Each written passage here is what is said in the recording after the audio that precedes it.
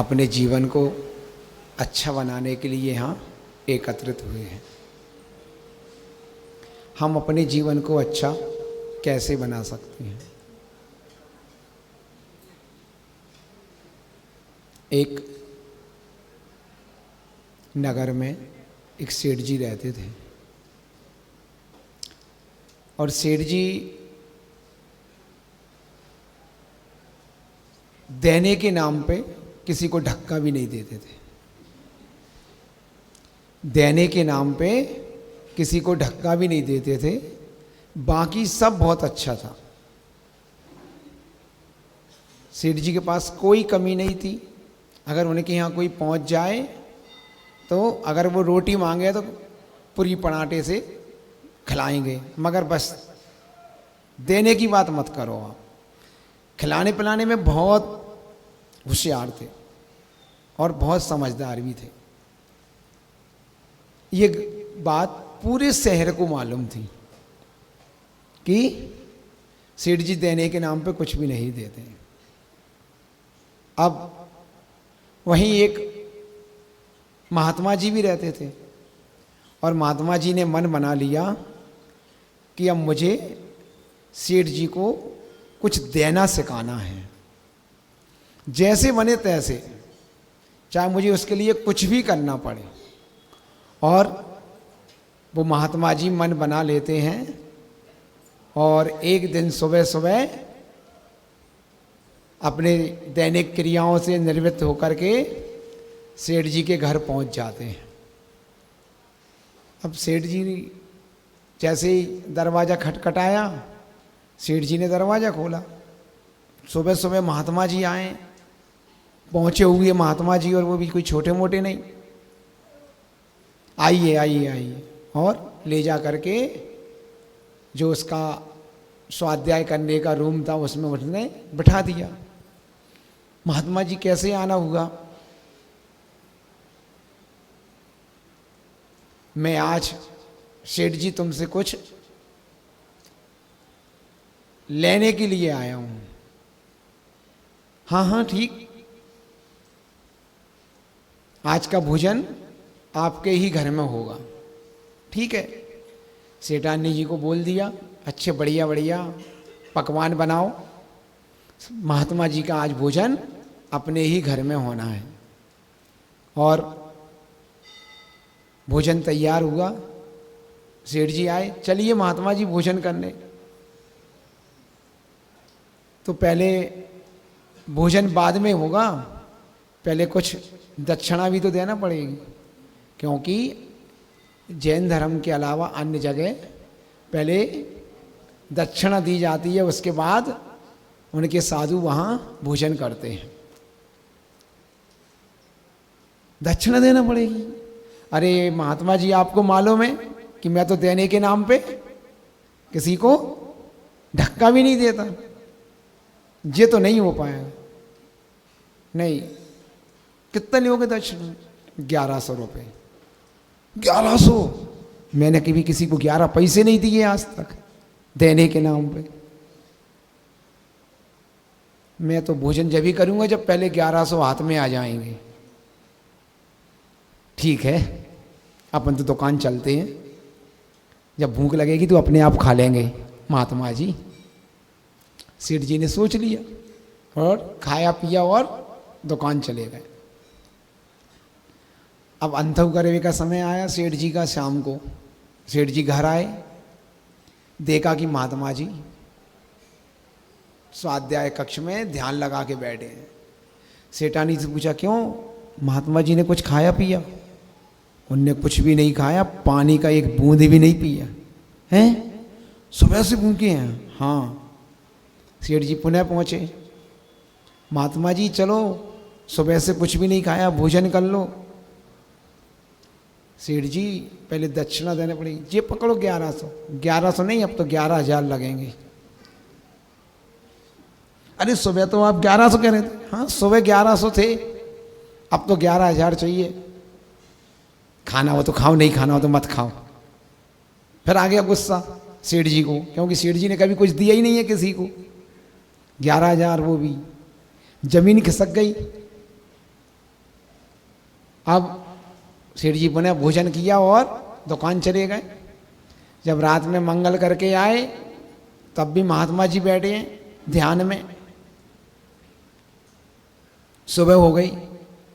अब सेठ जी ने सोचा कि पूरा दिन निकल गया, उपवास हो गया महात्मा जी का, आज तो कम से कम भोजन कर ही लेंगे। और सेठ ने पूरी रात भर सोचा कि कहीं अगर मरा गया घर में तो और साधु हत्या का और पाप लग जाएगा, चलो 11,000 दे देते हैं। सुबह फिर सेठ रानी जी से था भोजन तैयार करवाया, मगर सेठ जी पहुंचे, महात्मा जी चलो भोजन कर लो। सेठ जी से पहले दक्षिणा, ये पकड़ो 11,000। 11 नहीं, अब तो 1,11 चाहिए, अब तो 1,11,000 चाहिए। पागल है जी, महात्मा है कौन है जी? हैं, बढ़ते ही जा रहा है, बढ़ते ही जा रहा है, मैं नहीं दे सकता कुछ। पुनः सेठ जी भग गए दुकान। शाम को फिर आए सेठ जी, पूछा 2 दिन हो गए कुछ भी नहीं खाया पिया महात्मा जी ने, बेला हो गया, अब तो खिला दो, अगर कुछ उल्टा सीधा हो गया तो फिर क्या करेंगे, पूरी समाज में थू थू हो जाएगी। अब सेठ ने भी मन बना लिया कि महात्मा जी जो कहेंगे वो देना है और इन्हें भोजन कराना है, नहीं तो अगर कहीं उल्टा सीधा हो गया तो बड़ी समस्या हो जाएगी। और महात्मा जी को पैसे में से कुछ नहीं चाहिए थी। महात्मा जी तो उसको सेठ को दान देना सिखा रहे थे। अब शाम को जब अंतु करने के लिए सेठ जी आए तब महात्मा जी चलिए भोजन कर लीजिए, पहले दक्षिणा बोलिए, क्या दक्षिणा चाहिए आपको? अब प्रसन्नता के साथ सेठ जी बोले। महात्मा जी भी समझ गए कि हाँ अब सेठ जी देने के मन में आ गए, बस ज़्यादा नहीं चाहिए, 2 लाख रुपया चाहिए। सेठ ने जल्दी से जेब से निकाले, अभी अगर कुछ कही तो फिर बढ़ जाएंगे, और 2 लाख महात्मा जी के हाथ में पकड़ा दिए। महात्मा जी ने बढ़िया भोजन किया और भोजन करने के बाद महात्मा जी ने वो 2 लाख वापस कर दिए सेठ जी को। सेठ जी इन 2 लाख रुपए का एक कुआं खुदवा दो। क्या खुदवा दो?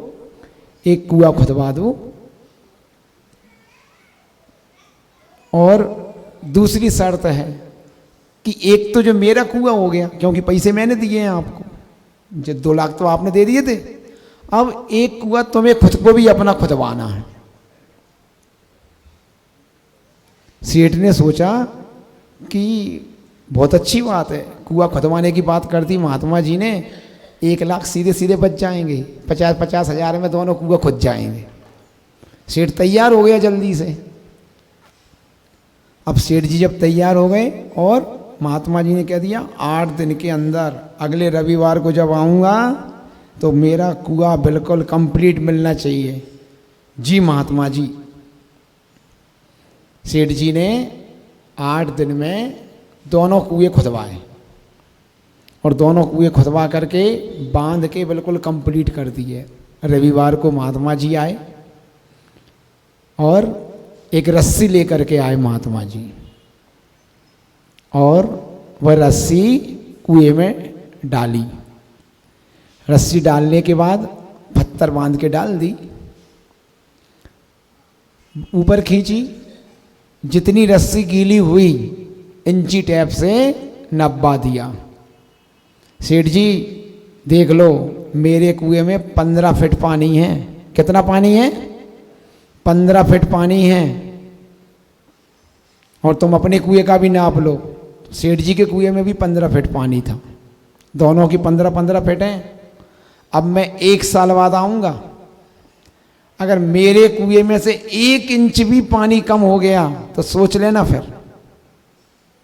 अरे भैया जा, तो बड़ी आफत हो गई, अब क्या करें? सेठ जी ने कहा कोई बात नहीं। सेठ जी ने एक जाल बनवाया और महात्मा जी के कुएं के ऊपर जाल लगा के, ताला लगा के, चाबी अपनी जेब में। क्योंकि अगर पानी कम हो गया, क्योंकि लोगों ने, अगर कोई ने ले लिया पानी तो आफत हो जाएगी। अगर 1 इंच भी कह गए 1 इंच भी पानी कम हो गया तो सोच लेना। अब ताला लगा के चाबी अपने पास रख ली। 6 महीने बाद उस गांव में पानी की किल्लत हो गई। पूरे गांव के लोगों को पता लग गया कि सेठ जी के कुआं में 15 फीट पानी है और महात्मा जी के कुआं में भी 15 फीट पानी है।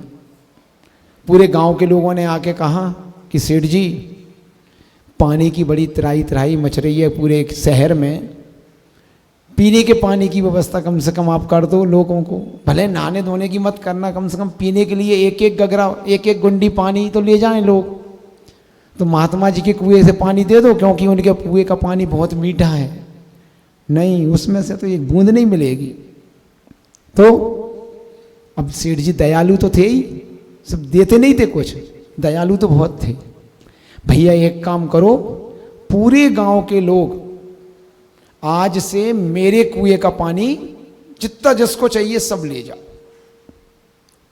और पूरे गांव के लोगों ने सेठ जी के कुएं से पानी भरना प्रारंभ कर दिया। 1 साल बाद महात्मा जी आ गए। आए और वही रस्सी लेके साथ में आए, पत्थर बांधा, ताला खुलवाया सेठ जी से और रस्सी डाली। अब रस्सी डालने के बाद जब रस्सी ऊपर आई और जब इंची टेप से नापा गया तो सेठ जी की जमीन खिसक गई नीचे से, क्योंकि महात्मा जी के कुएं में पानी 2 फीट कम हो गया। कितना कम हो गया? 2 फीट कम हो गया। अब सेठ जी पसीना पसीना।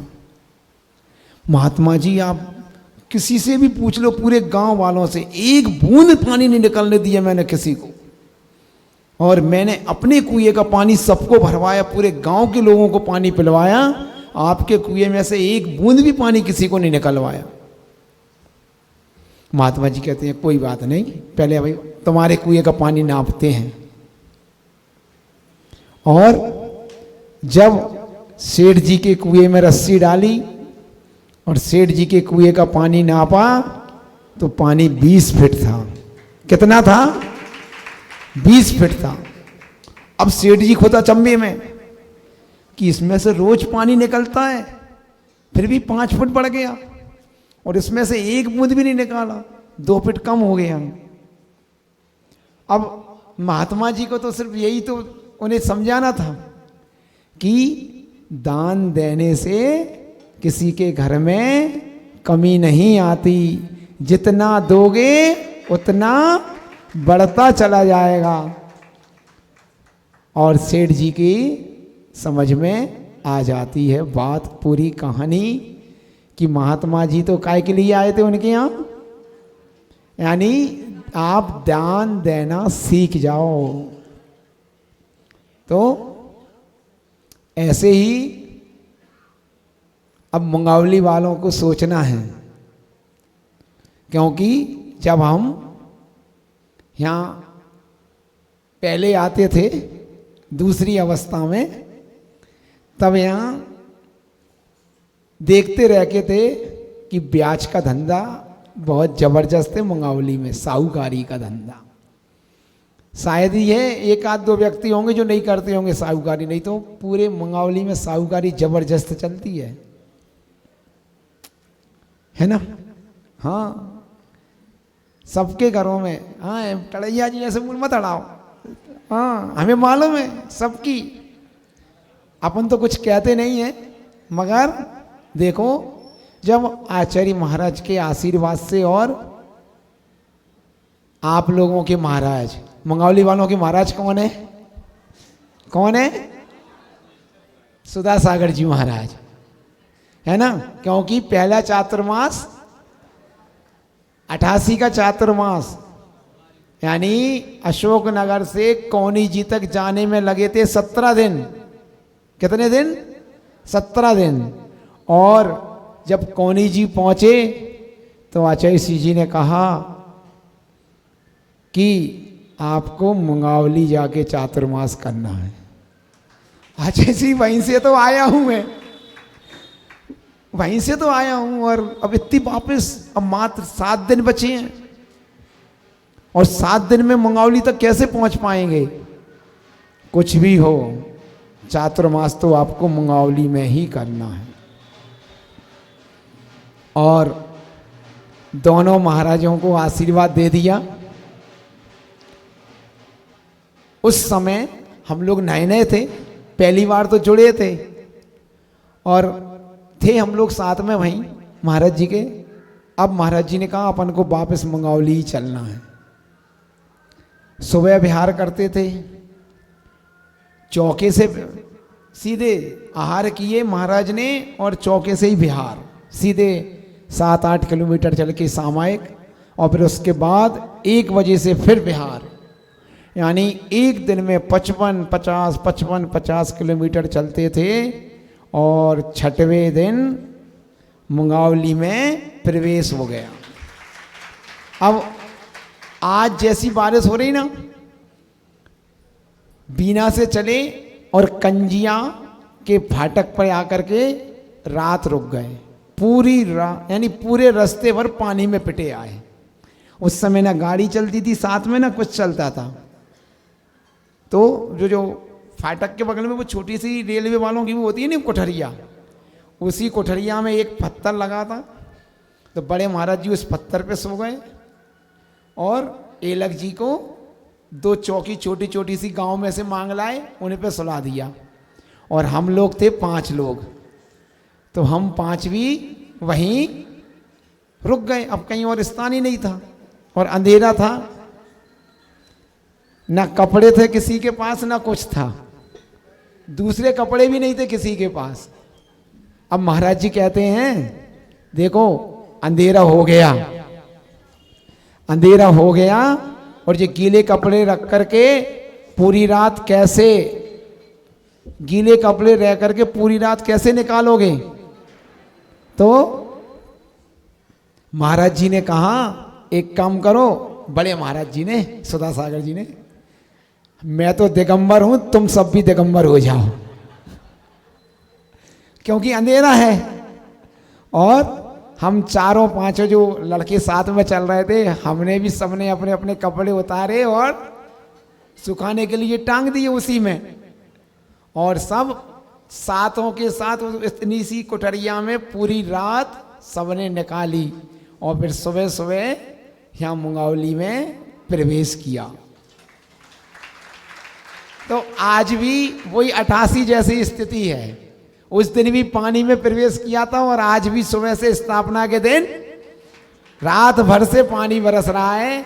अभी तो ऊपर से इंद्र ने बरसात किए, अब दोपहर में आप लोगों को बरसात करनी है, तभी स्थापना हो पाएगी, और तभी गुरुदेव का जो आशीर्वाद आप लोगों को 2018 में जो आशीर्वाद मिला था, वो आशीर्वाद तभी सार्थक हो पाएगा जब आप लोग अपनी अपनी, क्या समझ गए ना, तिजोरी की चाबी खोलोगे आज दोपहर में, तभी अपन लोग सब मिल करके गुरुदेव का सपना पूरा कर पाएंगे। बोलो आचार्य गुरुवर श्री विद्यासागर जी महामुनि राज की।